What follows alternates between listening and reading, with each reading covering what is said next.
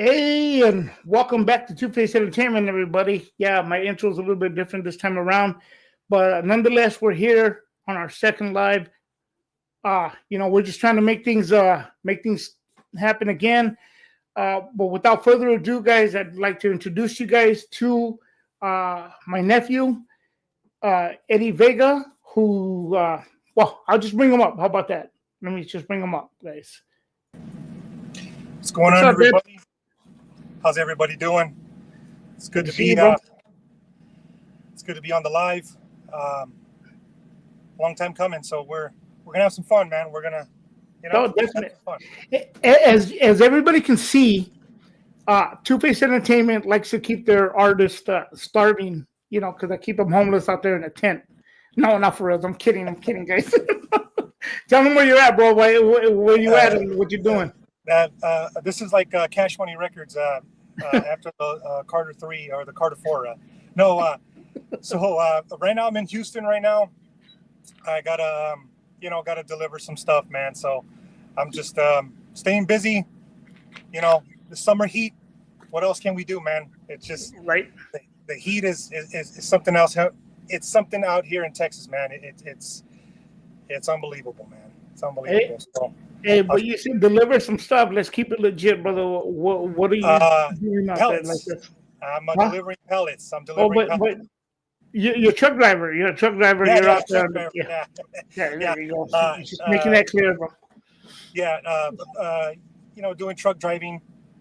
I'm going from California to New York, so I'm going coast to coast, man, north to south, east to west, man. So That's right right.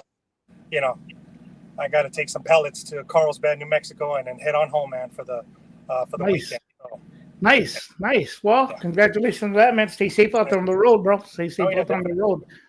So anyway, man. So you before we get into anything else, as you know, because you've been out here, and you lived out here as well, you've seen the process of everything with Two Face Entertainment from the very beginning stages. Yeah. As you saw as you see the room with the different colored wall over here, that's a different colored wall over there, so on and so forth, bro. But at the end of the day, to bring everybody up to speed, I know I mentioned it before, but there's going to be a makeover in here, and we're talking painting everything. We're talking LEDs. We're talking tiles, so on and so forth. Yeah. Doing all the stuff, bro. All the stuff. Yeah. Hold on a second. Let me bring up the. Oh wait, let me see. Hold on. Okay, sorry about that, guys. I almost slept on this right here. What's going on, Gabs? Hey, What's going on, my brother? yeah, bro. Yeah, no, yeah, definite. So you got Margaret in here. Oh, what's up to Margaret? What's up to guest one? What's going on, everybody? Everybody. Yeah. So far, hey, we're off to a slow start, but we're live for you guys. That's what it is. Yeah. No, yeah. Man, it's Texas Hey, heat, man. you're my hero, bro. Hey, yeah, and again, bro, he's the one that made that bandits video 10 times better, bro. I would have been, it would have been a short video, bro. A shorter video. He added so much detail to that. But anyhow, bro, so as you guys know that there's gonna be a makeover, color coordinated, so on and so forth. So that's what we're going for, bro. That's what we're going for here, bro. Um, it's been a long time coming, bro.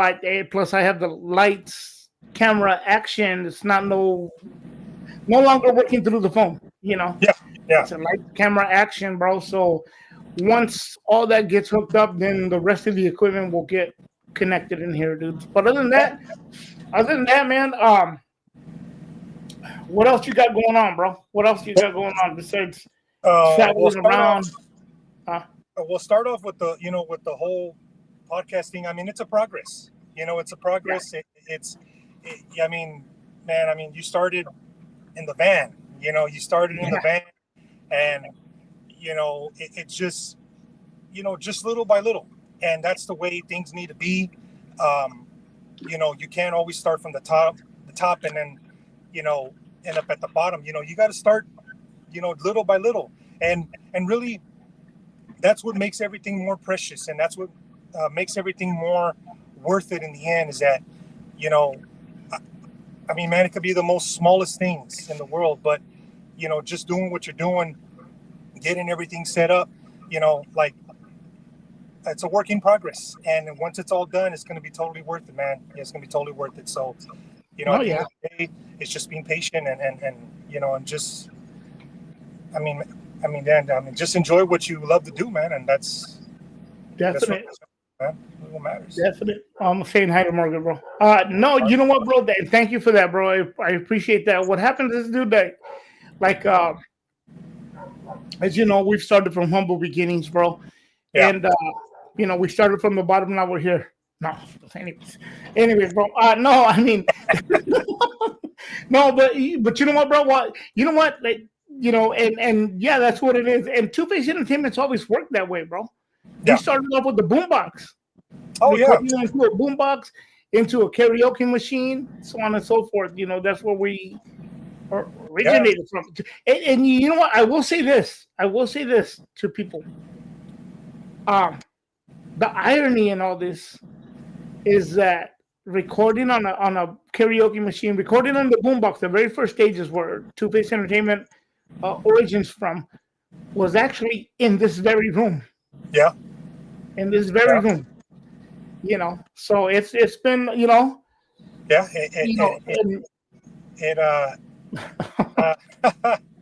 Oh man. I'll never forget that, bro. You still owe me money, bro. Anyways, I don't owe you nothing, man. I gotta call Hulk Hogan and rest in peace. Hey, he cost me some money, bro. The lady goes, "Are you a lonely man?" I was like, "What? Like, what are you talking about?" Like, $500 bill. Where did this come from? I know. I was like, what? Pacific Bell. Bell. I remember looking at it like, wait, this started when they went on vacation from school, and then it ended when they went back. You guys were crazy, dude. Jeez. Oh man, dude, that's crazy. Good times, man. No, yeah, definitely. Well, for some of us. I was like, what the heck? No, you know what, man? No, but going back to all that, man, it's starting to, with humble beginnings, not really knowing where we're headed, dude, in a sense. It's always been that way, dude. It's just kind of, we just jump into it and we just kind of like, okay, we just go from there, bro. And that's one of the things, too, that, because we are new, fairly new to YouTube or to social media, a lot of things. A lot of people don't know that have not been, that have not followed us throughout the years, and stuff. But I mean, even to this day, I still get people sending me, they find us on whatever social media platform, and they're like, "Oh man, I remember this and this. What happened to that song and whatever?" And sometimes it was for a mixtape with a used beat, so we can't sell it, So of course, I'll just email it to them and stuff, so on and so forth. And even speaking of that, bro, even as far as getting our publishings when we didn't even know what to do with it, I remember just getting it like, oh, we got it. Okay, what do I do with this? It's just kind of like, and back then, when we did the publishings, like, well, you did the publishing. I was only 9-10 years old, so yeah. And I was like 5 or 6. No, not for real. Anyways, I don't want to say your age online. I don't say your age. You're like Easy. What's his age? Easy. Next question. But like, see, that's the thing that where it's like, to us, it's something that you basically started getting that process going from going in the boombox, going in the karaoke machine, going into 8 tracks, 4 tracks, or I'm not exactly sure what type of drum patterns and all that stuff, and then going into professional studios. But then also to the dirty work, reading magazines, seeing how publishings are done, who gets the credit, how everything is split. And also, with ASCAP being that, of course, there's different distributing publishers, DistroKid, there's CD Baby, there's all this stuff. So but to be able to do the dirty work in a sense, where you had to read where where everything was on a book, not on a phone, not on an iPad or a laptop. Everything was on book. Everything was on paper. So Yeah. and you had to read, certain things that you had to do. What's going on, Cholo Trucker? Hope you're safe on the road, brother. Being able to see things on paper and getting that information by phone, not by, social media and all that stuff. Back then, everything was done manually. Everything was done by hand. Yeah. So that's the awesomeness about it. And I think now everything is so easy for people that, everything is just boom, boom, boom, boom. That's it. And for you and for anyone else that was doing it at that time, everything was by paper. Everything was done. You had to travel. You had to go places. You had to go to the mailbox to, send the application for the ASCAP. And you had to wait like 2 or 3 weeks to get it back. Now it's like, you send it off and boom, you get it in 2 days through email. Yeah. And it's, the times have changed. And I think that's why the label itself, it's grown from where it started into now to where, like we said on this topic, the past, present, and current, and the future. So it's like, that's where it all started, is in that room. So and of course it's meant to have this channel in that same room. So definite. Everything comes full circle, man. Everything comes full circle, and it's the beauty of it. It's the hard work and the patience, and also the passion as well, man. Oh yeah, that's always been important to me, bro. The passion, and I remember, like you said, bro, and thank you for that again, bro. I just remember calling New York City, bro. New York City? No, we called New York, bro, and then just tell them, hey, I need an application for the writers and publishers, for ASCAP. And they're like, okay, how many do you need? And I remember telling, even for God rest his soul, bro. God rest his soul to Tommy Blue Eyes, bro. Which just recently has been his anniversary. Been some time, bro. Even for that whole crew, bro. I need like 10 applications of writers, 10 applications of publishers, and them sending me like a big old thick, minute level, and there I was handwriting every single thing, bro. And it's like, wow, dude, it was work. We had to handwrite everything, and sending it in, and they're like, okay, I got my card. What am I supposed to do with this? And little did we know later that would actually be our income. Yeah. Which, and of course, back then, like you said, everything had to be written. So, you had to have some good writing, for them to understand to see it. Like, it's like filling out a job application. Post office. Yeah, like a job application, like a post office application where everything's in boxes. So, like, back then, it was just like you really had to take your time to do things. And now, everything's online. So that's just the evolving of all of that, and what the stuff that had to be done to get to this point. And now everything is like we said, is online. So of course, everything's easier, bro. And of course, you forgot to mention that the ASCAP at that time was free. So, that's why you're able to get like 10, 15 packets. And I don't know, maybe you still have some left over somewhere from. No, you know what? I don't, bro. I do remember this, bro. This is the irony, right? The writers publishing, the writers for ASCAP, for the writers, it was a red application, and the publisher was a blue application, which was crazy. Yeah. Cholo says you needed to have a true love for whatever it was that you wanted to get done back then. Yeah, and that's true, bro. That's what we were talking about. That it's you had to have a passion for it, bro. You really, truly had to really get down and dirty with it. And it wasn't easy. We had to try, even to get the magazines, the local rap magazine, not the local rap magazines, the magazines, the monthly magazines for hip hop, be it The Source or Double XL. We had to go to the store, and being out here that we're in the Central Coast, sometimes they wouldn't even sell them here in Soledad. We'd had to go to Salinas to pick up the magazines, and so on and so forth, as well as a lowrider magazine too. I was a big dude about that. And the reason I didn't subscribe, because people could say, well, why didn't you subscribe to them? Because they always put that sticker in the front of it, and I don't like that, bro. I don't Oh, want the that barcode on sticker. it? Yeah, whatever. I don't want that. I Take it wanted off, and that's the end a of that. clean issue, bro. I wanted a clean issue. You know, Yeah. and it was different, bro. It was different. And I remember even having to, even when we went into to going into seeing I'm pressing CDs or even pushing the first tapes. We had to literally be out there on the street, literally hand to hand. So when you had, if anybody got that tape, that CD, it was directly from the artist's hand, dude. Yeah. You know, it wasn't like, oh, I bought it at the store in a sense. You know, it came directly, or even later on when you could buy it at the mom and pop stores out here. It didn't come from a distributor or not like a third party. It came directly from us, the artists. Yeah. You know, which And- was a trip. And it's crazy because, you know, like we said, this was what, in 1990. 99, 98, or no, even before that with the tapes, it was what, 92, bro?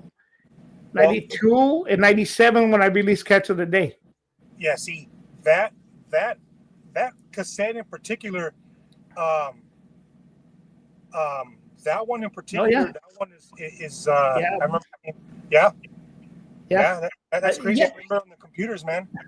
Yeah, because I used to have to go to the library. I didn't mean to cut you off, but I used to have to go to the library to use the computer because they had internet, and that's how I started. Thank you for that, guys. That's what it was, bro. We had to start from like that, bro, using the internet because I didn't have a computer or nothing. That's what the beginning stages. Time flew by so fast, man. Oh no, definitely it did, bro. Definitely it did. It's a trip because, like we said, even going back to the Catch of the Day in 97 when you released that, it was like you did maybe 50 copies, like maybe 50 or 70 copies, and they were going quick. And you're talking cassettes, you know, because of course CDs weren't until the 2000 or maybe 99, late 90s. But being that, good night, Margaret.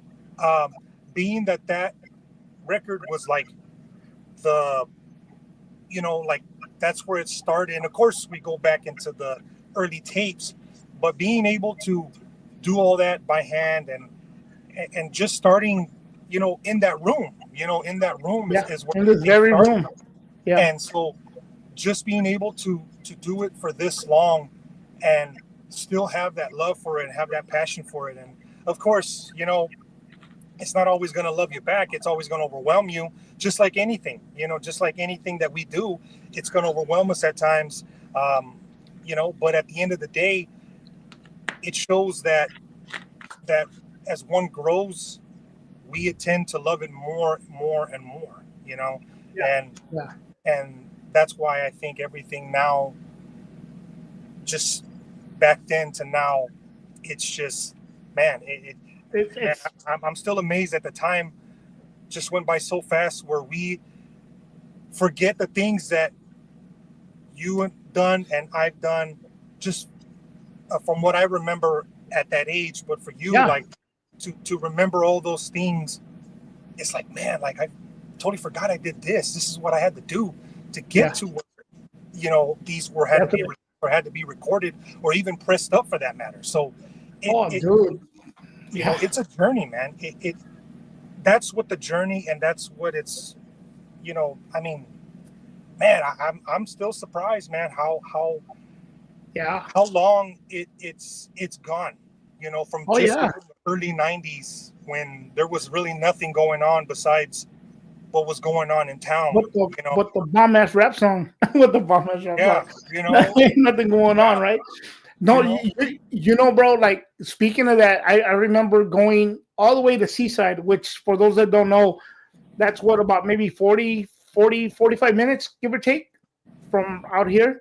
Yeah. Driving all the way over there with the Kodak photograph that we had taken. Not only did we get a disposable camera Kodak, but we remember but I remember going to get it developed, and then yeah, exactly that, Cholo. Yeah, selling out of the trunk, bro. And then going to Seaside to my friend's house. Shout out to George. I won't say his last name. And him scanning the picture, put it in the computer, and then making the cover the actual size for a cassette. He did the whole thing for me, bro. And then he just goes, "Hey, just put whatever, whatever. Give me a tip or whatever. I'm not trying to take, I'm not trying to take no money or whatever." And I was like, "All right, cool, bro." So we did that, bro. And it's like taking it to go get it pressed up, like professionally, the tape, And then I remember that was for 100 copies of a cassette. We already had mind you, we did the cover ourselves. And then giving them all the covers, 100 tapes, shrink wrapped, right? A professionally pressed up tape, ran $250 for 100 copies. And I remember telling the lady, "Man, are you serious?" She goes, "You want to try CDs?" And I was like, "No, like, whoa," at the time, And it's just a lot, bro. It's just a lot, It's a lot. And going back to cassettes, what Cholo was saying about, slinging cassettes out of the trunk. Yeah. That Catch of the Day album is what paid for what mixtape, if you will. Yeah. It is what got us our Thanksgiving one year. Yeah, that 1 year. Yeah. Because I put out in. You know what's funny, bro? And I don't want to like bring a cloud into the room, guys, but just so everybody knows and understands what that album means to us and what it meant to us for people to support that. Being at the time, come on, I didn't think I was gonna sell 1 million copies of a mixtape on a cassette, that I actually recorded here with the karaoke machine in this very room. But that year, I put it out in June of '97. My father passed away October of '97. So November of '90, we had a dark holidays that year because of everything that had happened to us that year. Yeah. November came, and we got to sell all the tapes. I went to the store and they paid me hey, thank you for tapping in, brother. Much love. They paid me out the money for the cassettes. For the tape, for the cassettes. And what happened was, oh, nice, thank you. Thank you. All right, Billy Bud. Okay, shout out to the Underhogs, man. Them guys are something else, man. They're good folks out here, man. They've started along. When we got into the CDs, that's when they came around. Started coming out as well. But we've always had a great relationship with them, man. There's some good guys, and I plan to go back, bro.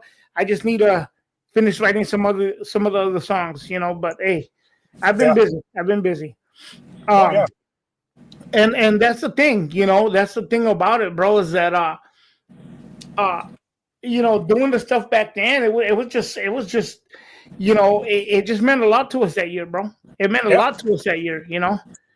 And, it was like I said, it was of course we don't want to bring a cloud in, but it was a dark time in that moment where things were just kind of just going down in a sense, and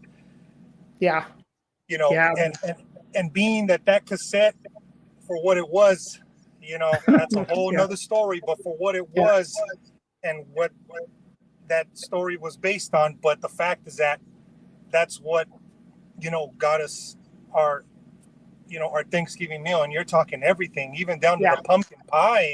It got everything, a full meal. Even the and I remember, pie. the pumpkin pie. No, you know what? And I remember telling somebody, bro, they were like, "Hey, man, so how many tapes did you sell?"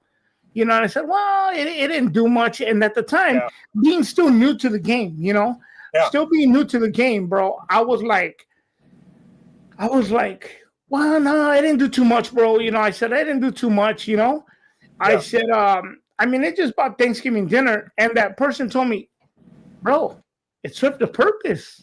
It did what it was supposed to do." And it made me realize at that point, like, oh man, because at the time, bro, we had we thought like, oh wow, I should be selling all kinds, because I'm gonna buy a house in a mansion in the hills, and and with a pool, and we're having all these big dreams, bro. That I find fascinating. That a lot of people today still kind of have those dreams, and it's kind of weird to me, bro. It's kind of weird to me. But hey, you know what? No disrespect to anybody, brother. It's just the fact that I think when you come from something like that, bro, it's just it just makes you see things different, bro. And being that we ran through it and already experienced it, we see things a little bit different, bro. Yeah. We see things a little bit different, and that's really what it is. Thank you, baby. Yeah, brother. I mean, it's just that's one of the things that always I mean, down to starting the label, down to everything else, bro. Down to running across artists, and if I'm skipping over stuff, bro, I mean, we could go can go into that, and hey, thank you, Gasp. Yeah, you know what, he was one of the guys that actually was playing our tape back in the day, bro, and it was like, wow, like I was just surprised people were I was kind of surprised, I I had this again still, because that was technically my second tape, well, first official tape, second one, but it was the second one. And I was still kind of like, wow, people are actually going in and buying this. Like it was just kind of weird, It was like, what the heck? Like, and it was pretty exciting. Little did we know that sometimes, some negativity came with it, but nonetheless, we were having fun, bro, and we learned. It was a learning experience. Yeah, and the thing about it is that at that time, the high school wasn't even there. It was just all so technically, where we were at, we were like, the last houses in town. So mind you, so I mean, of course, there was stuff to do. I mean, we're not saying it was in the, freaking old times, but I'm saying just like being able to find a hobby in a sense, and being able to try something different. And of course, the music at that time, going into the late 80s into the 90s, which was, 90s music was, still considered and, the best era of music. Yeah. But to follow those footsteps and also choosing a different path, you know what I mean? Into something. And at that time, from what you said and from what we did on the past interview that, when I was back home in town, at that time, it was just for fun. It was just because it was just boredom, Yeah. And from that time, from the early 90s to now, it's like, that's why I'm so amazed that the time has went by so fast, where it's like, I'm doing music in my truck. I'm recording my music in my truck. Yeah. That's how that's wild. That's how far it's gone to, and also you doing the podcasting, and we're just keeping everything going. We're touching every single basis and every category if it comes to music, comes to podcasting, if it comes to documentaries. I mean, just even down to the photography, like everything has been touched on basis from that point, that moment and to now. So, technically, and of course, with everything with the streaming and all that stuff, like, of course, that's a big plus for us.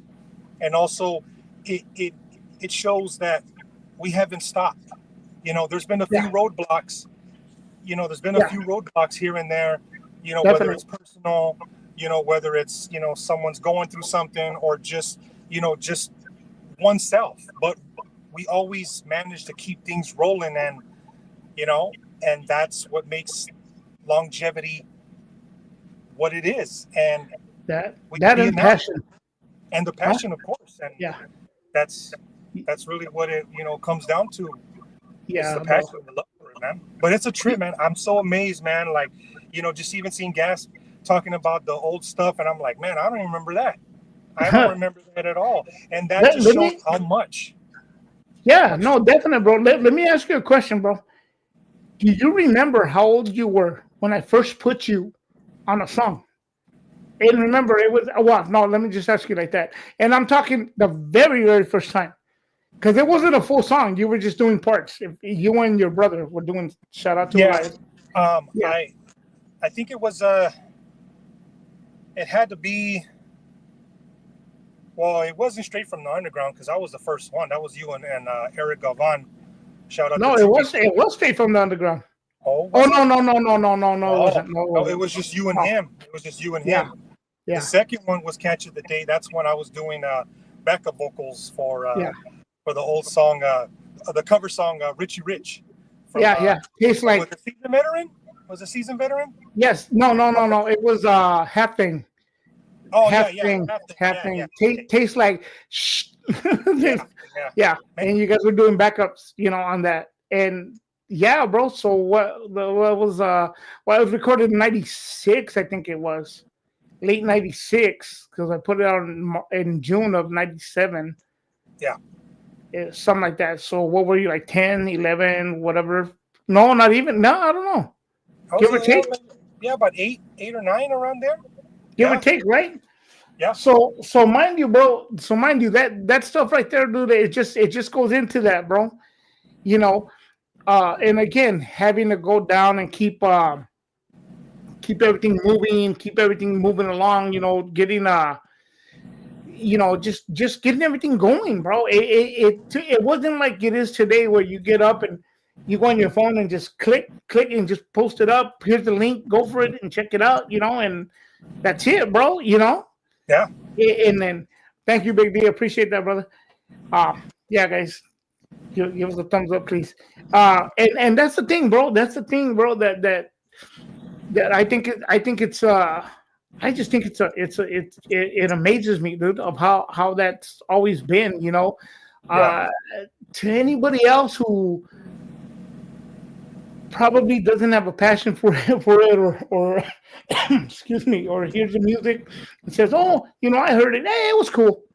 To understand the work that went into things, how they compared to now, because now we could, as soon as we're over with this is going straight to the internet. It's going straight on YouTube. That's it, done. And back then it was like, wow, it was just it took time. Yeah, it took time, and there was a lot of footwork. A lot of footwork, bro. A lot of footwork. Like right now, we're sitting down where you're sitting in nice California, and I'm in Houston, Texas, in this weather. But see how easy it is now than it was back then, where everything was footwork, everything you had to drive, and of course gas and everything was cheap. So it was just moving. Like that's the thing that what amazes me, and I think that's why like it really kicked in, where it's like, man, like everything was, like I said, footwork. Everything was done by paper. Everything was done word of mouth. Now all you use is a phone, an iPad, a computer, social media, all that stuff. So now it's just like it's advanced so much where everything's in the palm of our hands. Back then, in those times, or I want to say in those times, but in the early 90s, you had a footwork. There was footwork. You literally had to hustle, as the keyword, as what people want to say now is hustle. But back then, that was hustle. And I'm not taking anything away. I'm not gonna, of course, I'm not saying anything to anyone else or anything, but of course, everyone hustles their own way. But back then, hustle was on the road, footwork. It was just footwork. Stomping that concrete, brother. Stomping on that concrete, going all the way down to, stomping grounds and all that. So bro, there's one story, and shout out to Gilu, bro, for that interview, and shout out to Cholo Choker for making that happen. But there's one story that I've never told, dude, to anybody, at least online. This is an exclusive ironically for this channel, but I'm going to tell you guys. I remember we're fast forwarding to 2002 when I did Casualties of Life under the Gemini name, which is the very album right here on the very top, the very first one. That was the first CD. I remember pressing up a whole bunch of CDs, bro. Going to the store, going to the warehouse music store. And mind you, that the album came out October 8th of 2002. when that album dropped, my son was a week old. No, yeah, was a week old. Yeah. So I remember going to the Warehouse Music Store. Yeah, those of you who remember the Warehouse, I remember going, man, and standing outside the warehouse, going into the warehouse, and then walking around, just looking at CDs and stuff, and then walking around through the CD area. And we'll back up a little. We'll go a little further because I skipped over some parts. Yeah. But walking around the CD area, and then seeing people walk in. And then they're walking around, and I would see them pick up a CD and look at it and then read it and be like, oh, okay, put it back. So I would watch them. I was kind of eyeballing them, just casing them out like a creep, dude, Yeah. But call it a hustle, if you will. You'll see what I'm getting at. So I'd see who they picked out, And sometimes some of those artists they picked up were artists I had worked with. And I would tell them, hey, bro, is it? Did you see that? It goes, oh yeah, I checked it out. I go, what's the last one you heard? Oh, I heard the album before that was good, bro, but I don't know if that one's any good, and yada yada yada. They're telling me all this stuff. So I spark up a conversation with them, and then we'd be talking before we were having a full conversation. And I told them, hey, check it out, bro. Hey, those artists you picked up right now, I have them all on my album. And they'd be like, well, where is it at? I go, it's actually in the trunk of my car. They're like, what? Hey, so what's up? If we go outside, bro, I remember within like 20 minutes, bro, not even exaggerating, within 20 minutes, I made $80, bro. Yeah. Within 20 minutes, $80, just slinging CDs out the trunk, bro. Hand to hand, like I stated, So with that money, you would go out to eat somewhere. With that money, you go out to eat, or be like, hey, you want to go here? Hey, let's go. In-N-Out Burgers right there on Market Street. So it's like, yes, dude. Like, man, dude. And we'll back up a little bit, but allow me to continue. You remember this, bro? One time, and I'm not ashamed to admit it, bro, because people in today's world want to say, oh, people don't know the struggle, and look at me, I'm rich, and all this, whatever. I don't struggle no more. Whatever. I'm not ashamed to say we struggled, dude, big time. Oh yeah. And I remember being broke, dude, with no money, just enough gas to drive all the way to San Jose, which is an hour and a half from us here, bro. We drove all the way to San Jose, bro. Went to the flea market and just went in there and started slinging CDs to people, bro. By the time we came out to eat. We came out, we had gas, we had everything, bro. It was just a different time, bro. And you know what made it so special? Well, I don't know if you remember this, but we would slang CDs right in front of the record stores that they would have. Yeah, I remember. Yeah, I remember one time the warehouse when I was slinging the CDs, the employees came out. Oh yeah. Excuse me. They came outside and they're like, "Excuse me, sir. What are you doing?" I was like, "What?" They're like, "What are you doing here? You've been here for a while, And I remember I went in and bought a used DVD because I was looking for movies and stuff, and I was bought a used DVD just to kind of give them back, give them something like a tip, dude, But it was something else, bro. Speaking of all that stuff, before even that out there slinging, dude. One of the funniest things was, hey, what's up, Norbies? Hey, good to see you, brother. Good to see you. Yeah, one of the things, bro, that was seriously awesome, bro, was that again, having to be out there, hold on, what? You know what, Cholo? I don't. Oh, you know which one it was? Which one? Well, you remember? It was not Boogie Nights, bro. Not Boogie Nights. It was Rocky Balboa, Cholo Trucker's favorite Rocky movie. Oh, what the? No, that was way before, dude. I know, but it was Rocky 5 to Incredible Javier. Rocky 5. No, you know what, bro? I was gonna say not Boogie Nights, bro. Not Boogie Nights. No, you know what? You know what's a trip, bro? I remember my mom, bro. God rest her soul, dude. God rest that lady, dude. I remember I used to take her around on the wheelchair, and anyway, I remember taking on the wheelchair, bro, and she had the CDs. Yeah. And then she was like, "Hey," she was slinging them too, bro. And then she couldn't speak English, bro. And she was, hey, thank you. Thank you. Every time we Yep. sold CDs, bro. And people were just like, wow, dude. You know what? And see, like, those are the memories that one will forever cherish. Yeah, yeah. Because it's like, people don't look. I'm gonna be straightforward with it, and like I've said earlier too, the struggle is real, and I know people use that as a cliche, but the struggle was real. It was. Oh, that's a great movie. Yeah, Yeah, no, yeah. definitely. Love that movie, bro. Yeah, You know what? Pause real quick, bro. My mom loved that movie because of the dancing, guys. You know, she loved the movie because of the dancing. Hey, right on it, Floyd. You got it, brother. You got it. Oh, yeah.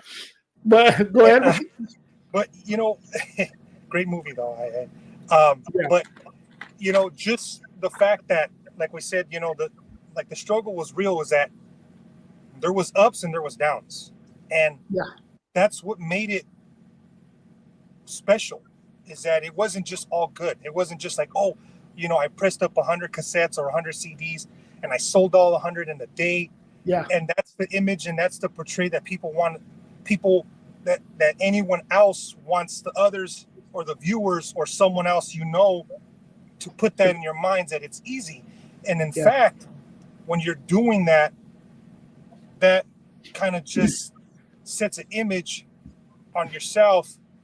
And when people find out that that wasn't true, then you're labeled a certain person.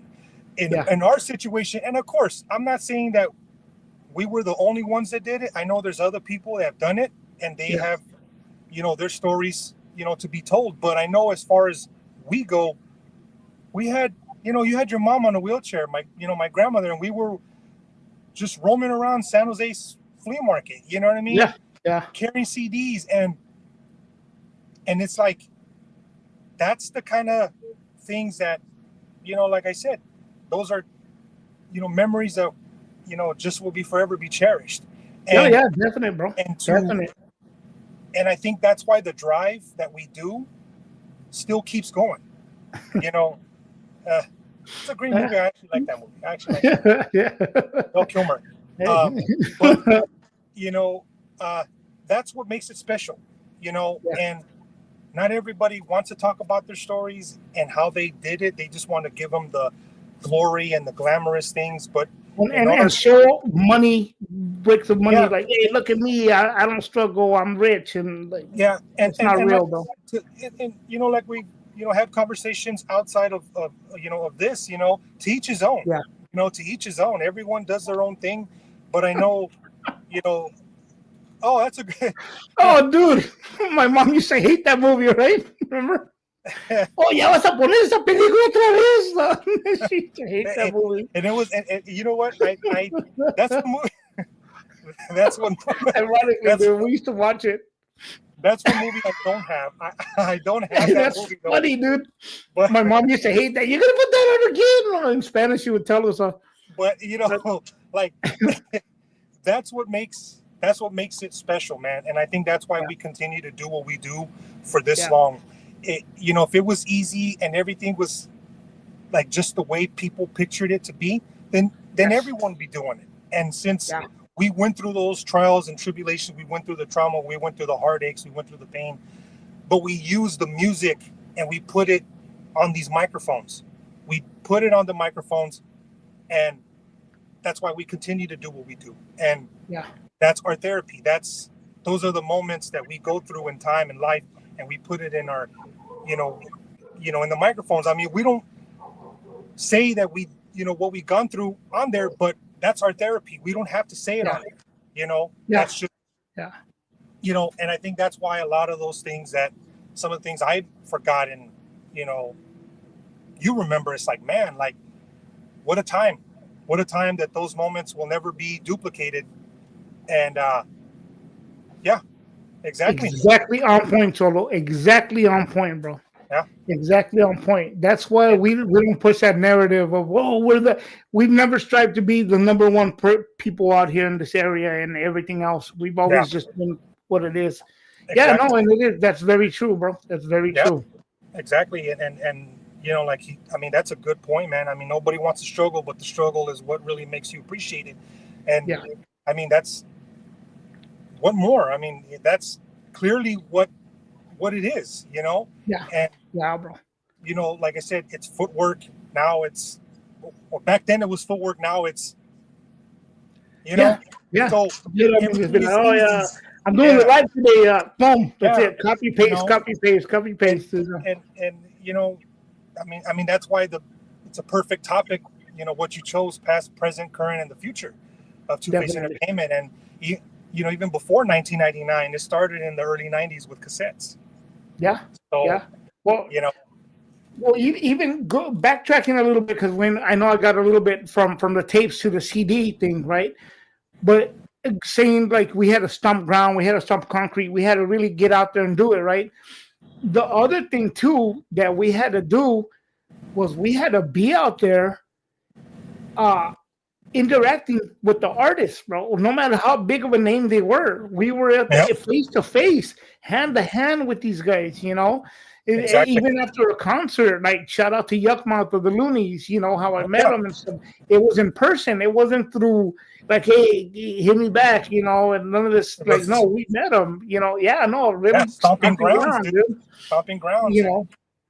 And then to see him again later, bro, was like it was awesome, bro. Oh yeah. For him to, that time we were out there. And of course, in case anybody's wondering, I live in Las Cruces, New Mexico, which is about an hour away from El Paso, Texas, and Juarez, Mexico is right there, right on the border. So I moved out there going on 4 years now. So of course, doing the truck driving, going coast to coast. So how many years? How many years now? About 4 years. 4 years. I thought you said 40. I thought you said 40. Oh, no. 40. Yeah, about 4 years.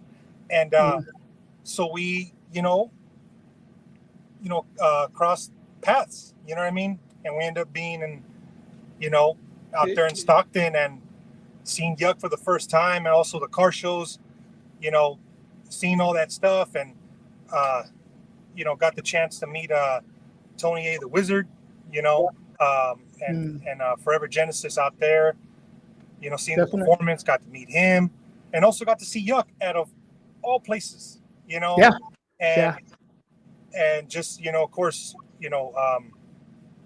out there seeing the car club a Nutrient out in Salinas, and just seeing a bunch of cars and all that stuff, and just like, man, like everything just happened so suddenly. And I was supposed to deliver in Sacramento, and you know how it is, oh, we're gonna send you here, and then okay, well, you're gonna just stay here for 34 hours and we'll figure it out to get you your next load. So everything kind of happened so perfectly and so well. So and it was awesome, man. It was awesome.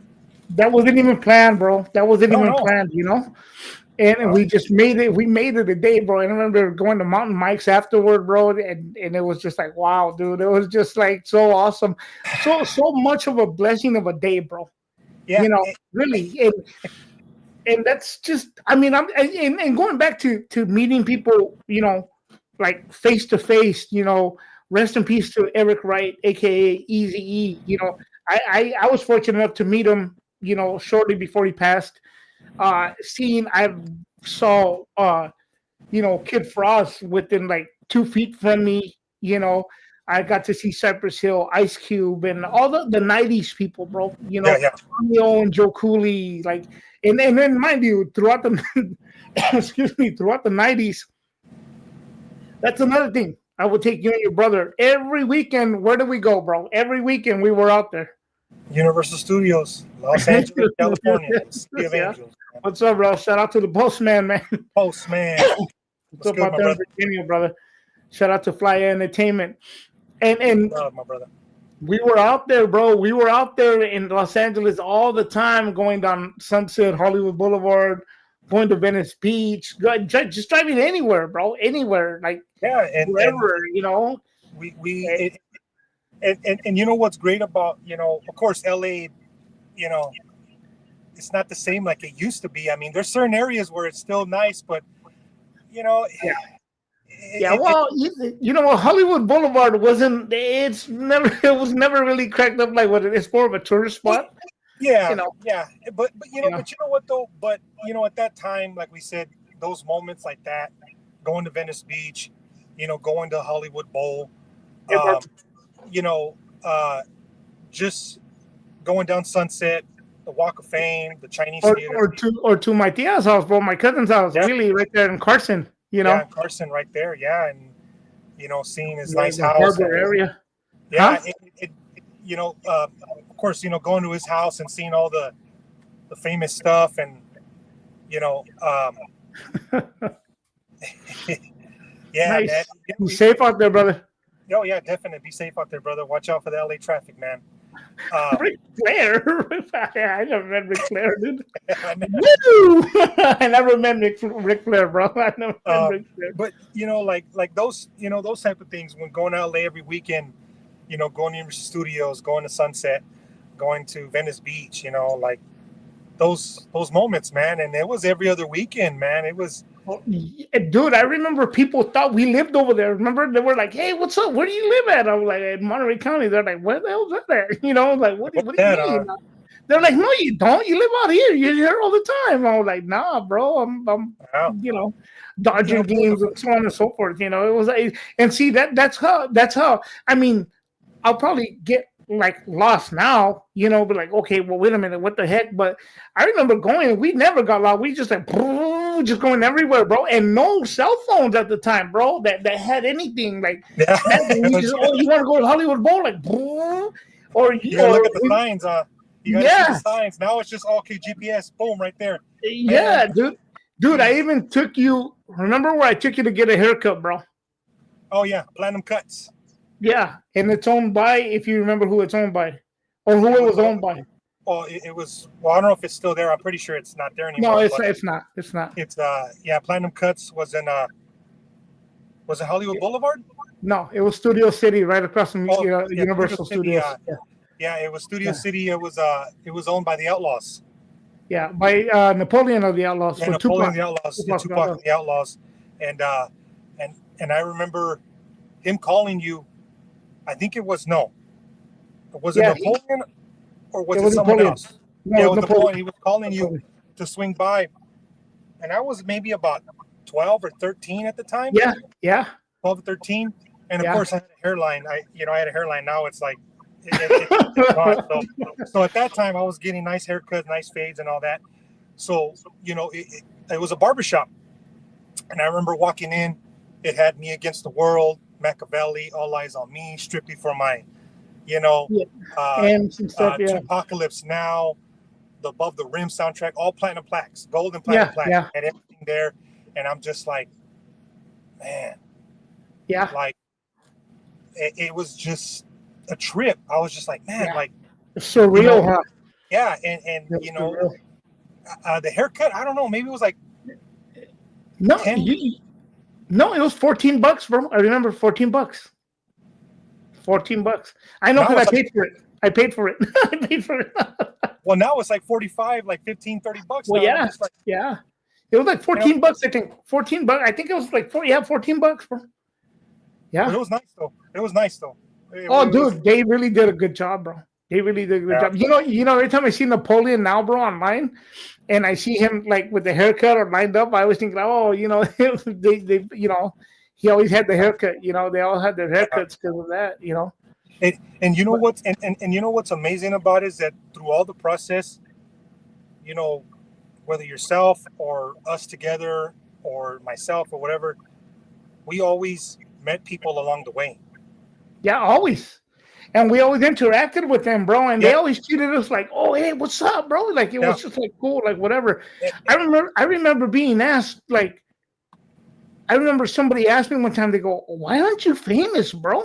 Like, why aren't you famous? Like these people, because they saw me, they saw me interacting. They were like, who are you? Eh? Who are you?" I go, "I'm a nobody, dude. I'm a nobody." It's like whatever. But it's just on how you act with people, bro. How you interact with somebody. It was just a different time, bro.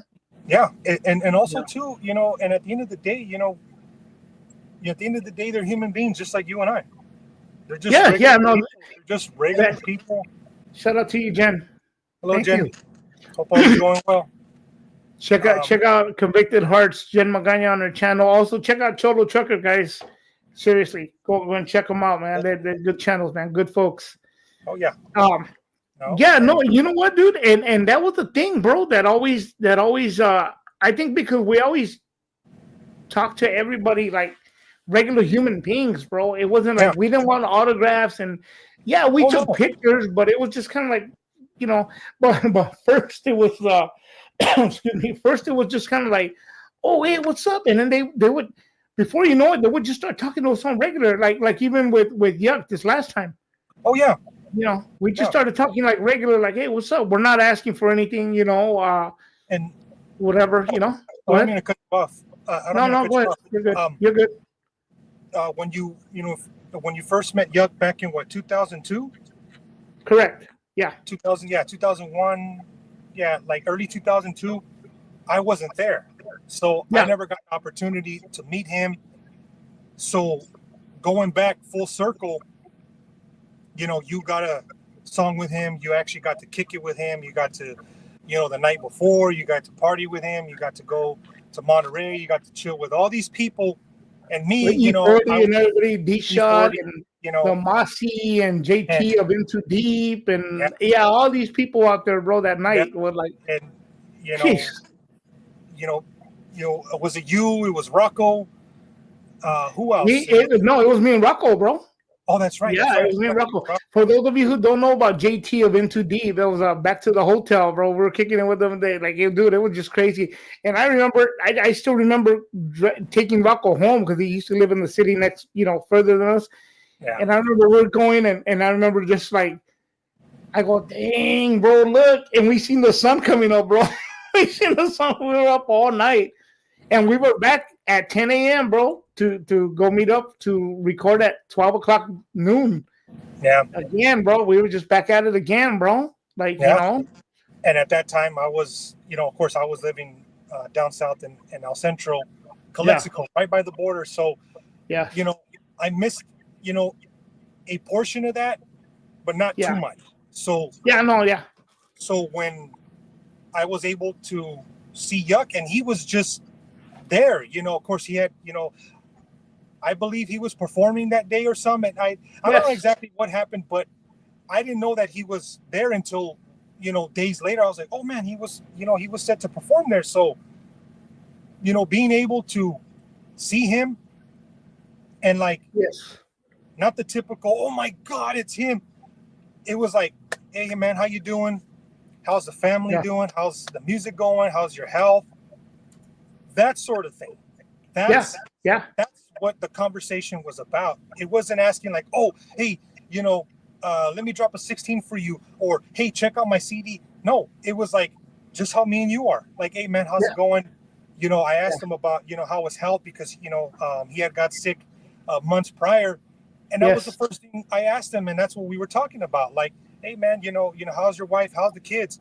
And he's like, yeah, they're doing good, man. They're, you know, they're just, you know, hanging in there. You know, I'm doing records with SIBO and all this other stuff. So it's like what people expect anyone to be like, oh my God, and bum rush. We're just talking with him. We took pictures with him. We chatted for about 10, 15 minutes. He had to leave. Yeah. How much, you know, I didn't mean to cut you off, brother. We stepped back when people wanted photos. We step, hey, go for it, bro. You guys, you know, go for it. Take a photo, and we step back. And shout out to Butter, bro. Remember Butter, Andy? Oh yeah. Butter. That's right. He goes, he goes, hey, Yuck, this is my boy, man. This is my friend right here. He goes, oh man, because I've known him for years. You know, he was all like, and then thank you again, because I'm an Android kind of guy. I don't have iPhones or nothing. I don't like. I don't prefer. I don't want to say I don't like. I don't prefer iPhones, but Eddie does. And I remember you FaceTimed my son, Finn. Yeah. And then Yuck goes, "Oh, hey, what's up?" You know, It was just a real cool, intimate / no Diddy moment, bro. Like, it was super cool. You know, it was humble. Nice. It was genuine. It was humble. Like, hey, man, you know, and I've known your dad forever. I know him since you were a baby, you know, kind of, it was just like, wow, dude, it was cool. And, you know, and that's the thing about all of that too. Like even meeting Tony A, you know, for the first time, you know, you know, like for me, it was just like, man, like it's, you know, it's always Hey, bro, don't tell them because when you started crying, bro. Let's skip over that part. no, like, No, not for us. like, you know, They be like, like, Tony. No, but for you real, know, I'm kidding. No. like just, you know, like, you know, the work ethic, you know, the you know, the work that someone puts into it, and you know, just like it's a trip, man. It's like, you know, you meet everyone. Oh, what's up, Hey, Swiss? hey, what's up, That's man? Good to see you. that's Yeah, D bro. Swiss, the Black Jesus from Fly Entertainment with Postman out there in Oh, Petersburg. right on, bro. Right on. Good to see you, Swiss, my brother. brother, Welcome, man. welcome. Thank you. Yes, sir. Fly in the building, man. Definite. And you know, just being able. Oh yeah, Zeppelin, man. Oh yeah, I, yeah. I I actually got it tattooed on my leg. I got the logos on my leg, and I got, you know, all my rock and roll and rap on one side. So yeah, man, you got to mix it up a bit, man. As we get older, we start listening to other music besides rap and all that. So I'm you know, I'm just a mix of everything, man. So Oh, that's we not to get into that. We met some of the doors too as well. yeah, We met the Coops, two doors. yeah, Anyways, the Coops. yeah, Hey, Love Grace, good to see you in here. Thank you so much. I appreciate it. yeah. And yeah, bro. You know, I mean, it's just it was just but yeah, A I good mean, it was experience. just It a was a good good time, experience. bro. Yeah, it was a good It was an experience. And then, experience, you know. you know, of course, like I said, you know, we got to see cars, and we got to see classic cars, and see, you know, meet old, you know, old friends and stuff like that. And then, you know, we, you know, topped the night with some what's Mountain Mountain Mike. Mike's, man. Mountain Mike's. And Yeah. you know what, man? Mountain Mike's, hands down. Hands Oh, yeah. down. Oh, definitely. The best crust, the best combination, the best pepperoni. Man. Oh, dude, that was awesome, bro. You That know was what? awesome. I man, I tell you, man, there's just certain things I miss about home, man, where it's like, you know, there's great food, but nothing like back home, man. Oh, You know yeah. what I mean? California is another breed over here, brother. California But is another breed. West yeah, Side? No, for us, you know. yeah, man. But It's you know, just, but it was a great experience overall, man. It was a great yeah. experience. And you know what, bro? Speaking, going back again to where we started and being in this very room and so on and so forth, and we lived at the end of at the excuse me. Fine. We lived at the end of town. Um, we whatchamacallit, we we uh we lived on the east side, and now this house is on the west side and never moved. Mm-hmm. That's how much it's grown out here, you know. West Yeah, side, yeah, right, you know. yeah,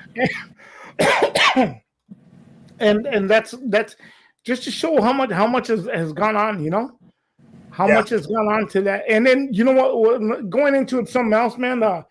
We've always been good with constructive. Excuse me. Okay, we've always been good with constructive criticism, bro. Yeah. I had those topics killing me over here, bro. Constructive criticism always. We never took it as a negative, and you Oh can no. always tell when somebody's really in a despiteful way, you know. Yeah. And I think also too, the other thing about it is that, like, hence for example, if I told, because I mean, even you're living out there now, we still work together, Yeah. you know, on things, and I tell you, hey, that song's not gonna cut it, bro, or you know what, that album cover, it just, hey, you got to change it, or whatever situation, you know. And it's not a because I say so kind of deal. It's a suggestion, being like, look, bro, let's do this, you know.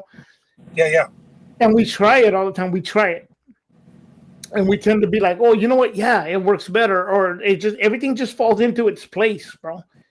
To Yeah. where we've never been like, oh, you're just hating, you don't know what's up. See, I already got so many people liking it. You're the only one that said no, you know, that kind of. We've never did that kind of stuff, bro. And then Yeah. you know, yeah, I'm performing over here, and you go, and there's like the only people there to support you is your own family, bro, and a couple of your friends, bro. Yeah, you know, that to me is not real, bro. You Yeah. know, that's the difference. That's the Yeah. difference. You know. And see, and constructive criticism is the number one thing that people tend to not want to accept. Yes. Yeah. You know, and yes, it does come with maturity, because criticism is in everything. It could be in music, it could be in drawings, it could be whatever it is. It can even be in your own job. You know, it's something that not everyone likes to hear.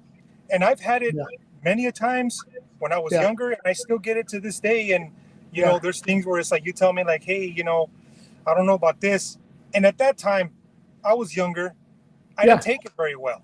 Yeah. I didn't take it very well. I just thought it was just like, well, I'm not, you know, I'm not able to expand or to, you know, just feel, you know, like comfortable or understand the projection to it. Yes, the projection. And see, now as we get older, or as I get older, I don't want to say your age. Well, no, I get younger. I'm a vampire, bro. So, but you know, as we get older, and especially in life itself, it's criticism everywhere. We get criticized all the time. So, and yes, you're right. Not many have gone through it. So it's something that we all have to go through at some point. And that's why now I'm able to, okay, you know what? This doesn't sound right. And I even do it to myself too. You know, I even do it to myself too, where it's like, I'm like, this doesn't sound right. Yeah. And I don't, you know. How dare you? I'm 37. No, not for I'm kidding. But now, you know, and you know, and like we said, even goes down to the label too. Certain things that we do, it, you know, it may not sound right, or someone else, you know. So yes, it's all growing. You know, it's all growing stuff. Oh yeah, definitely. Yeah, exactly. Yeah, you know, exactly, bro. And he's one of them. You know, and Postman is one of them. Sometimes, you know, we conversate on a daily basis. There's things he'll send me. It's like, hey, you know, I need you to check this out. Or I send it to him. Hey, you know what? Just to get a different opinion on things, because maybe there's something that he catches that I don't catch. And it's like, hey, you know, right here, this part right here, or you need to do this. Or I tell him, hey, you know what? Right here is where it's a little this. And that's what makes things grow. That's what builds. And at the end of the day, criticism is everywhere. So it's something we all have to get used to. But at the end of the day, it's a growing, it you know, it matures us. And I mean, we can't, you know, we can't hide it, you know, it's there. So, but that's something about us, you know. I mean, it's been going on since as long as I can remember, you know. And no, Grace is right. I mean, some people don't want to work, you know. Nobody wants to work anymore, you know. The hard work, you know. And no, it's straight up, bro. Yeah, you know. So go ahead. I don't mean to change anything, but no, go ahead. The music side. Now the music side, I have something. I know you were going to touch bases on it, but go ahead. That's where I was headed anyway, bro. I was going to come right into that. So you know, as far as you know, the music goes, you know, there is something that was supposed to be released in the summertime, around July, around sometime early August. But of course, if you're not okay with it, you got to go back to the drawing board. You got to make some adjustments and everything else. So you got to work it, bro. You know, you got to work it. So I know you had mentioned the on the past roundtable episodes where you mentioned the project, The Projector. Yes. Which was supposed to be released in the summer, but it just got finished yesterday. So I'm pushing for September 13th. Nice. So the day of the Canelo fight. Huh? The day of the Canelo fight. Yeah, September 13th. Yeah. Day of the Canelo fight. And the day of Chicano Tubes having this sparring thing out there in Upland, I think it is, out there in the IE. So he's having that too that day too, and your album's dropping. So 3 good events, bro. You know. Yeah. No. Yeah. And you know, and also too, you know, September 13th is also the day of the album "Ready to Die" came out by Notorious B.I.G. in 1994. So, you know, that goes also with music history too, and also special moments, you know what I mean, that one can remember and one will always remember. You know what I mean? So that's Yeah.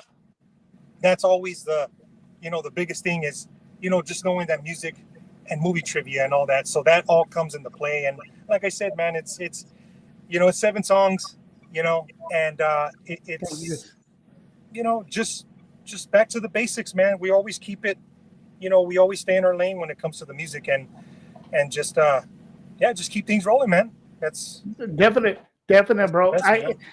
You know what, bro? Like that's one of the things too that like you said, it's always been.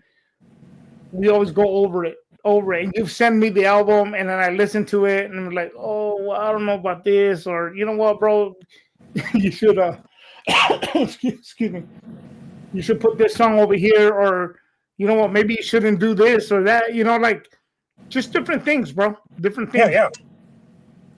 And 9/10 out of 10, bro. Let me ask you like this, bro. What have you learned so far, bro? I mean, granted, I mean it's kind of of a biased question to be like, oh, what you've learned on Two Face Entertainment, but being that you've seen the ins and outs, the good and bad, and so on and so forth into the independent music game, bro. What's one of the things, or what are the things that you feel that you've learned on Two Face Entertainment, bro? You know what?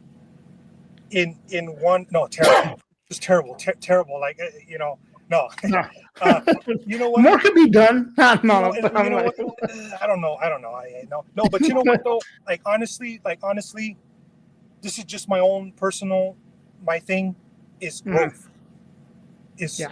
Growth is that just seeing everything, how it turned out, and like we said, the goods, the bads, success, the failures, the L's, yeah, we took L's some and all L's. that We've stuff. taken some L's, yeah, we have. The wins and losses, you know what I mean? Like, it's the growth, and also seeing the experience, seeing the experiences from watching, like I said, from you starting, in that room, just being in that room, like starting it. Good night, brother. Good night. Thank you. Take it easy, my brother. You safe out there, bro. Just seeing the growth, and I think that's what's important for me is the growth. Is that I, was gifted with something. I was gifted with the talent, and being able to see,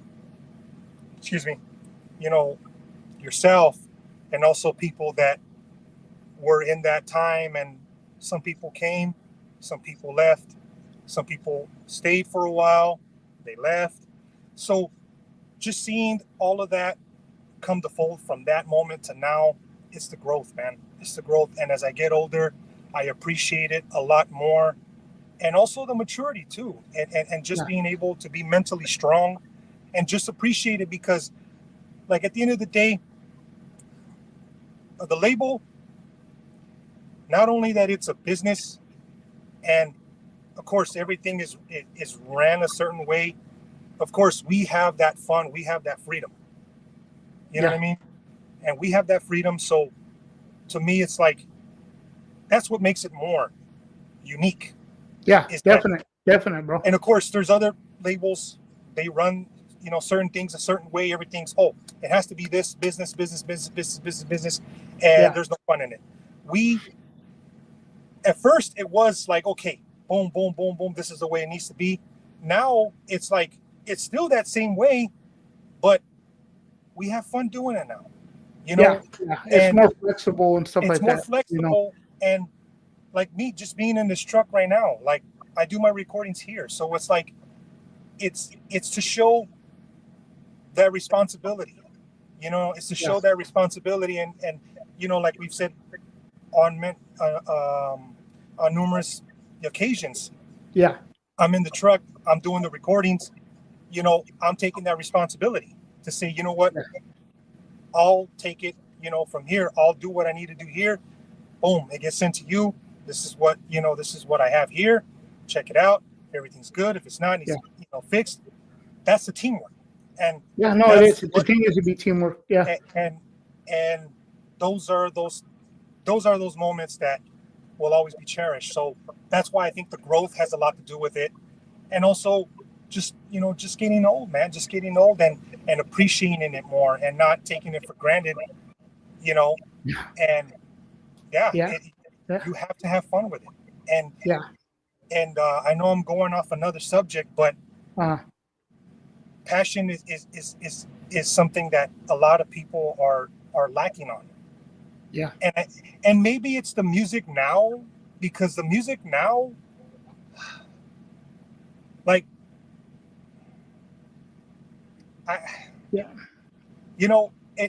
and maybe because I'm so stuck in the 90s, maybe that's just what it is. 2000s, maybe 2010, a little bit.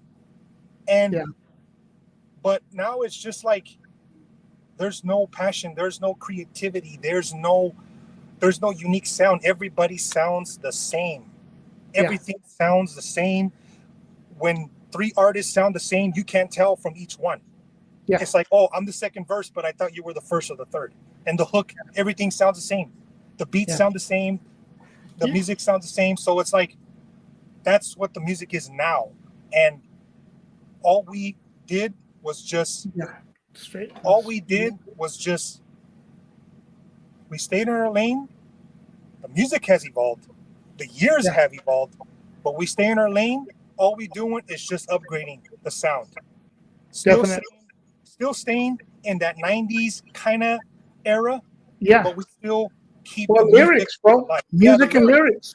Yeah, pretty much, man. Pretty much. Yeah. And that's why we continue to grow and evolve in our own lane, but also keep it original as much as possible. We can go out on different stuff, but just know that everything that we do is pure and is genuine, and also we have fun doing it.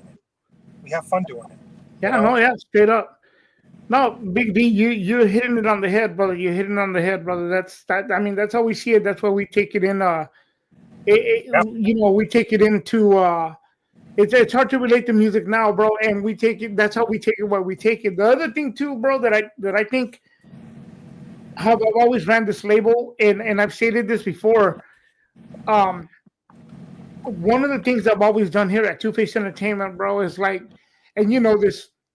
I never put a cap on us, bro. I never put a ceiling on us. Oh, yeah. To where we don't care if you're from, the East Coast, the West Coast, Southern California, Northern California, wherever you're from. If you got talent, we keep that door open. We're a compass. Yeah. Two Face Entertainment has always been a compass, bro. Exactly. We come with we respect others, and that's it.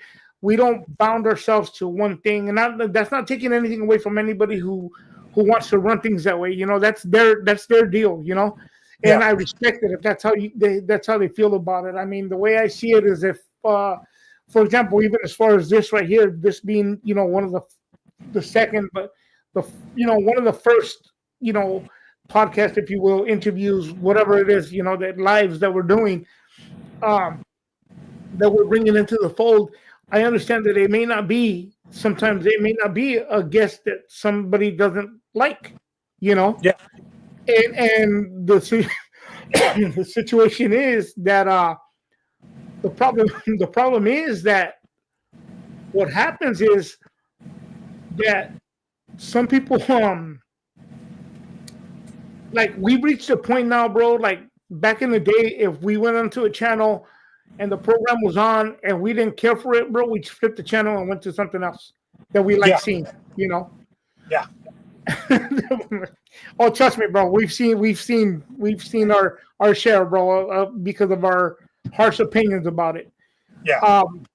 And the thing about it, bro, is that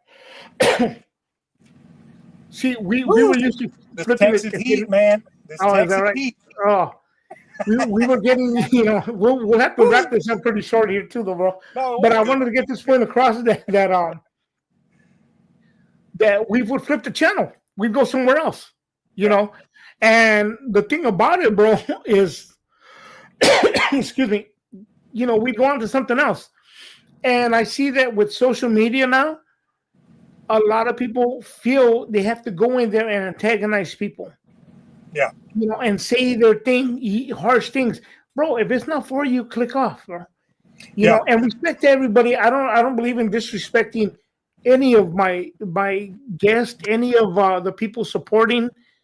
I won't call them out their name, Yeah. so on and so forth. But I do ask that they come with respect. If somebody's on the channel that you don't appreciate or you don't support or whatever, that doesn't necessarily mean. I mean, I got love for other YouTubers as well. That doesn't mean I approve and of everything they state on their channel. Yeah. You know, Yeah. Yeah. but Yeah. yet at the end of the day, I got love for them and I respect them. And that's it, bro. That's the end of the Yeah. game. If I see like, oh man, this guy's just saying too much now, bro. Like, come on, bro. I leave it alone, bro. I leave it Yeah. alone. I cannot dictate how his channel runs or how that person runs their channel. Yeah. Yeah. I got love and respect for him, bro, and that's it. Yeah. And and that's a good point, because at the end of the day, look, everyone is entitled to their own opinions. Definitely. And especially in today's time, not everyone sees it that way. Before, it was just you speak your mind, you speak your heart, say what you need to say, and everyone respects it. Now it's gone to a point where someone says something, or not say someone says something, but someone has an opinion and say what they feel. Yeah. Not everyone is going to agree to it, and that's just, it's changed. The time has changed. So like you said earlier, when it comes to, this channel, like, it doesn't matter where you're from. It doesn't matter if you're on the West Coast, you're on the East Coast, you're in Los Angeles or San Francisco, any other counties, everyone here, we like to treat people with respect.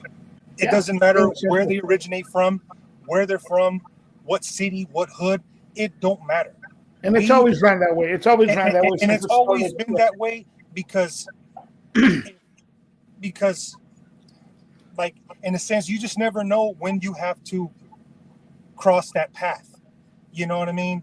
And, definitely. And of course, in a respectful way. I don't mean that, and as I don't mean that as in stepping stones or nothing like that. I don't mean anything like that. What I'm saying is that you meet people along the way, and those people respect you and you respect them, and that's what matters. Because at the end of the day, we're adults. This ain't we're not kids anymore. We're not teenagers. We're not, this and that, and this person said something. At the end of the day, we're all adults here. We all need to act like men and women, and so at the end of it, we, whoever that comes in or whoever else that sees this, or just in general, our doors are always open. You know what I mean? Yeah. And we follow the simple agenda, not an agenda to where if you don't agree with me, you're out of here. That kind of deal. Course. I'm not going to disrespect anybody in that sense, bro. Of course, and and that's the way it needs to be, because at the end of the day, like we said, the world is changing. The world is changing by the minute. As far as freedom of speech goes, we can't even say, hey, you know what? I mean, I don't know. But see, that's how bad it's gotten, to where we can't even speak our minds because it's offensive to somebody. So if there's someone that doesn't appreciate someone, or someone that doesn't agree with somebody, or what they're doing, whether it's in music or podcasting or whatever the case may be, definitely, we all have to respect one's work. And at the end of the day, not everyone is going to like it. Not everyone is going to dislike it. Man, it's just, I don't know, man. I don't know. I no matter where you're from, you know what I mean? It's respect all the way. And if you show that respect, you know what I mean? Well, you know what, bro? I think it all boils down to, well, if you don't if you don't agree with me, you're the opposition.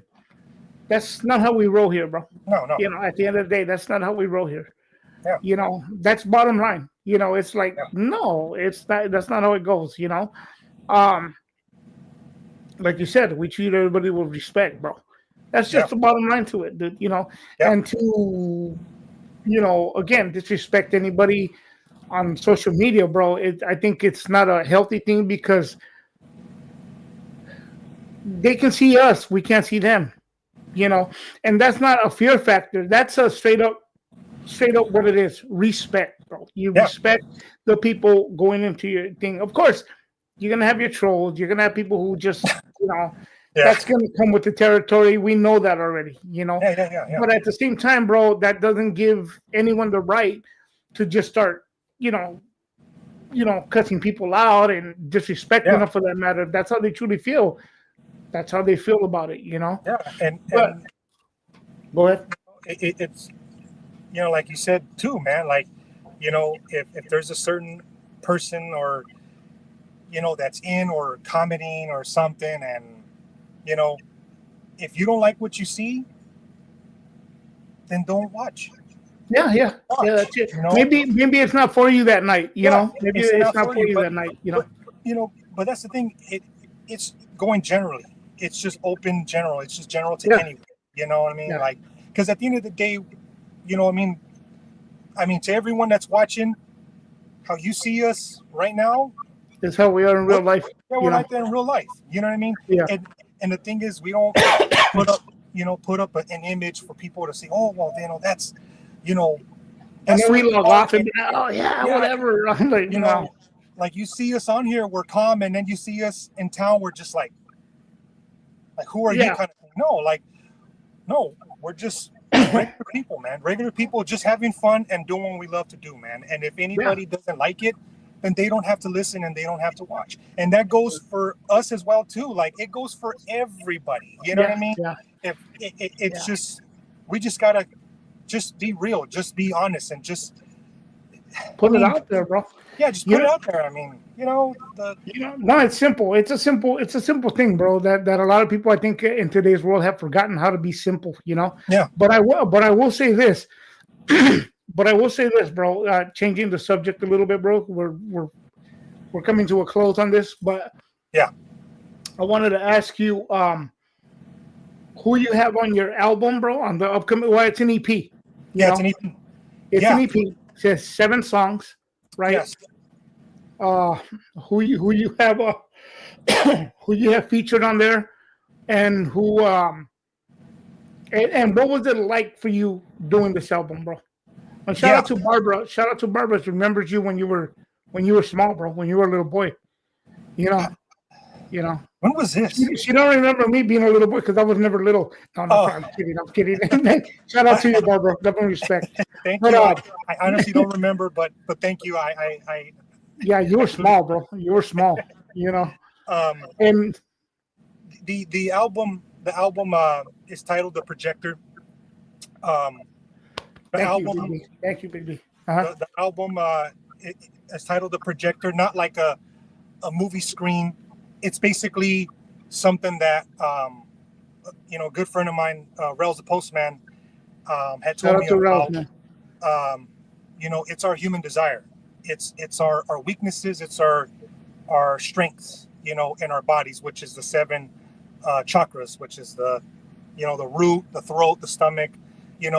Like, we all have it in our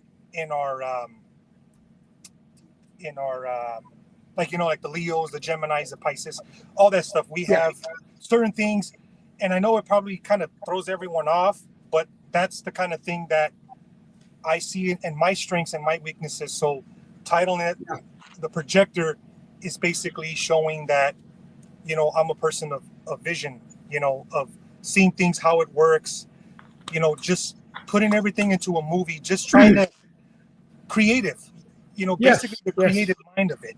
So this song is a it's a 7 EP. I got I got songs from people from the East Coast and some other places out in the UK. Of course, I got you on there. No, bro. Yeah, before you mention me, just the people who are not famous, bro, not me. Just the people. Okay. No, I'm kidding. I'm kidding, dude. I'm kidding. No, Yeah, those of us that are famous, bro, you don't have to mention it, bro. That's gonna, they'll figure that out. No, I'm kidding, bro. I'm kidding. Anyways, go ahead. Yeah, I'm sorry about it because I'm on there. How many times? Twice? Twice am I on there? yeah, you're on there twice. I mean, I could take you off the last one and just keep you on one song. I mean, Okay, cool. That'll work. Go. What? I was right there, right? He cut me out. I didn't agree to that. I didn't agree to that. Wait a minute. Yeah, I didn't agree to that. Only 24 hours. I'll leave the song on for 24 hours. Right. So it's a 7-song EP. I got yourself on there. Yeah, I got Rels the Postman. I got Rels the Postman, Cristobal the Vision, which they're brothers out there in Petersburg, Virginia. Shout out to them, man. Shout out to Flyer. Shout out to Ghetto Ballin' as well. Ghetto Ballin' as well. Bola out there in out there in Watsonville. What? Yeah. Watsonville. Yeah, Watsonville. And then I got Billy Batoker and Chifa out there in Seaside. Shout out to on the Hugs. Definitely. Yeah. Shout out to them, bro, as well. Yeah, I got them on there. Cool people, man. They've known me since I was in my early teens, man. So, just getting people from out there in that area that always showed that respect and always showed that just that respect and just working with people. And I got them. I also got a lot of people on this one song. I got about 18 artists on there on one song. Yeah. So we're going boom, boom, boom, back to back. Just from people from the Central Coast down to Oregon, down to Georgia, South Carolina, Texas, Boston, Virginia, Utah. Was it? Yeah, Utah. Yeah, and Utah. Just everywhere. And that's what, this record's about, is just being creative. And, like I said, it was supposed to be for summer, but I needed to sit back and criticize myself. Like, you know what? I need to go back. I need to fix this. I may need to redo this. So it's a great EP, small EP. It's in and out, it's just hip hop. That's what it is. It's hip hop at the end of the day. And all we do is just have fun with it. And September 13th is going to be on all streaming platforms. And so it's, it's going to be a good record, man. It's no, definite. You know what I mean? So it's going to be swell, man. It's going to be swell. He's asking if you featured people from the UK. You know what? I haven't featured anyone from the UK, but I did get a couple of beats from someone out there that's in the UK. And for those producers out there, they have a different sound. They have a very different sound than what we're used to out here in the West Coast and East Coast. So they have a different style, more of a boom bap kind of East Coast, Midwest kind of feel. So it's a very mix of everything. So still giving it that 90s feel, but also evolving with the time now, and just like you said, earlier, the music and the lyrics. So and that's it's September 13th, right, is when you September 13th. Yes. So gas for anybody, bro. If you guys want an early leak, $5, just send it to me and I'll leak it to you. This guy, man, this guy. No, but I mean, what experience did you have on this album, bro? Was it a good experience working on it? I mean, working with people and stuff like that, or did you hear anything like, oh wow, like that really caught your attention with artists and stuff like that? I mean, was there anything that because we go through different experiences with when we work on certain projects, is different experiences. Sometimes good, sometimes bad. Yeah. But I mean, was there anything different? The experience for me on the project is that even though it was only 7 songs, but being able to do the mixing myself. Yeah. Doing the mixing, being that kind of engineer kind of thing, the way I saw with Tank from Ghetto Ballin' and Rick the Motivator out in Seaside, seeing certain people, the way they mix their vocals, seeing how they do things, even though I was just a kid, and even Barrett Voorhees, aka Oh B yeah, Dog, out there yeah. in Marina or Seaside. I forgot. I don't know where he's. No, in Castroville. I think he's in Salinas now, but Or Salinas. he was moving around all over He the was place moving, at the time. but Yeah. being able to see certain individuals work on it, seeing how they do things. Thank you, bro. And thank you, Gas. I appreciate it, brother. Being able to see how they do things, it was just like I was just a sponge. All I was doing was being a sponge. So now that I'm doing it, and I'm doing the recordings on an iPad. I don't have a big old setup. I do with an iPad, and I just go and I learn, and I'm just a sponge, seeing how everyone else did it. All I did was just learn from everybody, and I have that freedom to where I can sit down and I can work on vocals. I worked on the artists that are featured, and even on the Soft Parade and the Essential that was released on March 1st of this year, and then the Soft Parade, which was last year in February 13th. So I was just learning and grasping and seeing the experiences and just seeing how people work back then, and being able to do it on an iPad. That's how technology has advanced so much. And for the people in the back, bro, for the people in the back, again, you record out of what now? Out of the you don't go to the studio no more. You what do you did you? I do it out of the truck. I and that's the thing. Like, sometimes, I'm trying to record and there's trucks that are still on, and, I get sound of the engine and my microphone. So it's like, that's all comes with it, man. But that's the experience. That's what makes it so special, man. So that's why, like, just the experience with this record and even the past records that I've done, it's just learning the experience and being that type of engineer in a sense, to be able to see how things work. And like I said, I'm learning as I go. I'm still growing. So and we continue to do. I mean, unfortunately, I'm growing out. But hey, I mean, I'm still growing. Anyways, no, seriously though. Seriously speaking, that's always great to hear, bro. That's always great to hear that stuff is that's always been a thing, bro. And that's one of the things, as in what Barbara's saying here, bro, is that, and thank you for that, Barbara. Thank you, Barbara. That I always got to expose that to him as well and teach him that along the way. And it's always good that the way I see it is like and I don't mean a disrespect by that. I think the students should always outshine the master, and because that's what you teach them for, to be better, just like we do with excuse me, with our children, Yeah. And so I think that's a good thing. Yeah, and you know what? And thank you, guys. I appreciate that, Gaspin. You know what? Like, like, honestly, the way I've always seen things, and of course I know we, have our conversations, on separate occasions, but I've always looked at as of course everyone is a movie person. I'm pretty sure everyone's going to know what I'm going to say, but the way I've always seen things was, you're like the Professor Snape and Harry Potter, and I'm you know what I mean? Slytherin, yeah. So I've always looked at it that way, where it's like, even though I'm doing things in a sense on my own, but I always go back. I always go back to you and say, you know what? Hey, check this out. You know what I mean? Because that just shows that, where it came from, where it started. So whether it was just, whether we weren't related or not, it'd still be that same way.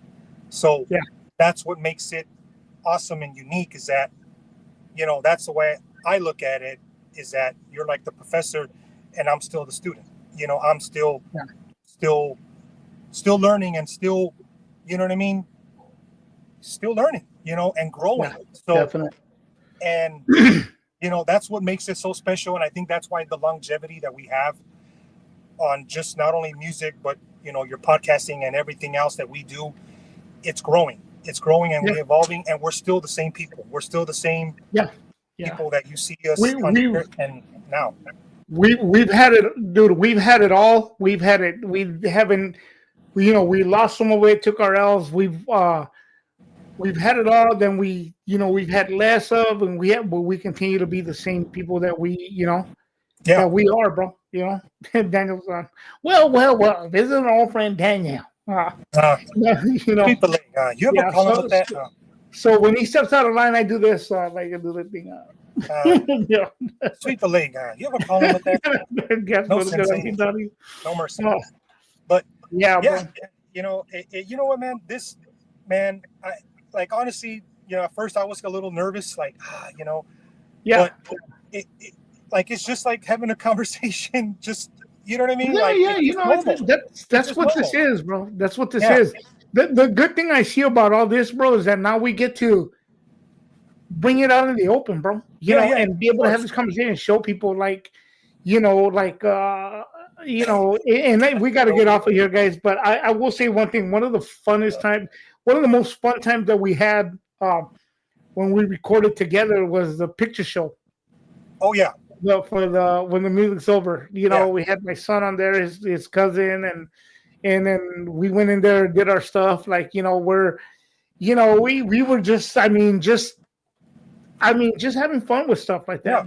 That's the way it should be. That's the way it always should be. Yeah, just have fun with it. Just have fun. But yeah, man, we're gonna be wrapping it up, guys. So I wanted to ask you, bro. Well, is there anything else you want to state? On here, I appreciate everyone watching. Just it means a lot, man. It means a lot, and hopefully we can do more.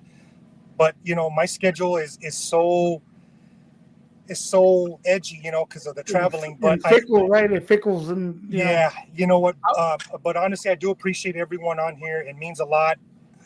Just being able to conversate with you again, and just allowing everyone or having everyone see, the outside of what people hear and what they see on music and what they hear. So that's always a good thing, is that we're able to, not expose, but to let out, just to show that we're genuine and we're just regular people having fun. Yeah. Man, Yeah, that's it. That's bottom line. We're having fun with it. That's it, man. And also have a sense of humor. We laugh a lot, guys. We laugh a lot even during the process of recording and stuff like that. We laugh a lot, especially if we, not just when we mess up on the song or whatever it may be, even afterwards, like, oh, we got it, and be like, oh, and then we start clowning each other on stuff. So it's always a good thing, man. It's always a good vibe, good overall thing, and we have fun with it, man. We have fun with it, and I think that kind of shines through when people listen to it, Yeah, of course, of course. Yeah, is there any shout outs for anything before we depart from here, man? Because we're gonna have to. No. We touched up all basics, man. We touched up all basics, had a few laughs, and told some stories, and yeah, man. This is it was fun. This was fun. I also plan to have other guest guys, and maybe a bigger panel, but like I said, we're still building up here, so just bear with us, man. We plan to really, go take that extra step. But really, that's it, man. I want to thank you for joining us tonight too, Ed. I really appreciate that.